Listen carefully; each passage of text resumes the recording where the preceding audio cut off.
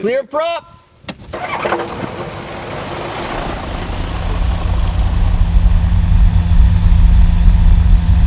Some chapters of life carry more weight than others. Rituals and traditions, benchmarks of human experience. Then there are the moments significant to us alone and no one else.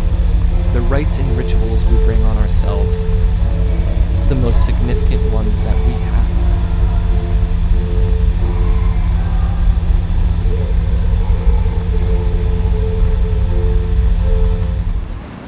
In the years after college, my life had settled into a kind of lukewarm depression.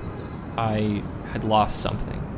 One day, sitting at my windowless office job, I stumbled on something called a weight shift trike, an aircraft.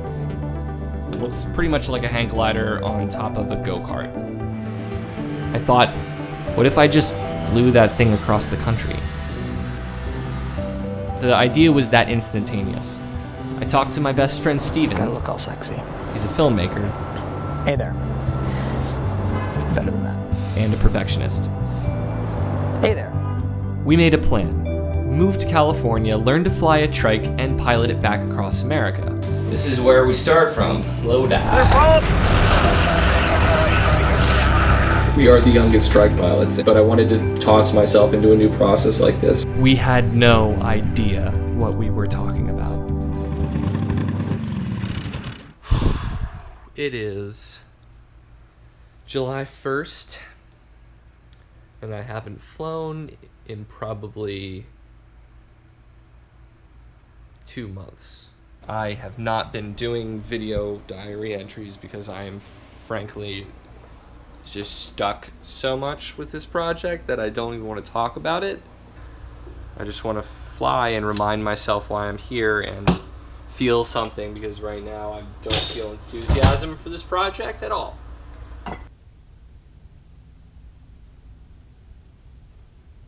I thought Stephen was going to be the guy that I could take these crazy adventures with and stuff, but I don't know. I don't know that. I miss my friend. I miss having a friend group.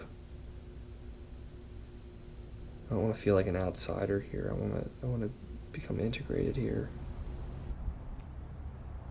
Stephen decided to go back to New York. Suddenly, I was alone in California. That's about the time when I began to really carefully research Calbraith Perry Rodgers.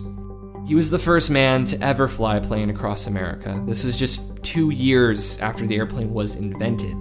The Wright brothers themselves told him he shouldn't try it. He crashed over 17 times, was hospitalized at one point, but he did it. He made it.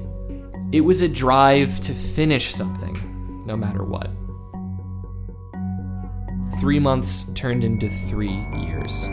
Months, but you've been out here for a couple of years now, right? Just about 3 years, yeah, that's right. Wow, and so you've learned how to fly this, and now you pretty much know the Boy, so he's got to find gas every 3 hours flying across. It's going to take him 40 days to do the trip, and he's actually modeling this after a guy who actually did this a long time ago, back in 1911. In March, I passed my pilot exam, and I am a licensed pilot.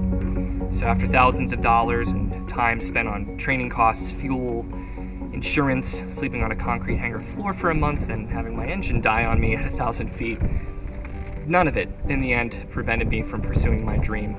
So on September 17th, I'm leaving from Los Angeles, and I'm headed to Montauk, New York.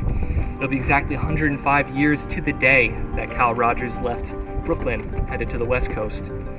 If you look at his grave in Pittsburgh, and you look at the very bottom, there's a tiny little inscription. It says, "I endure, I conquer." I carry that with me now. Clear prop!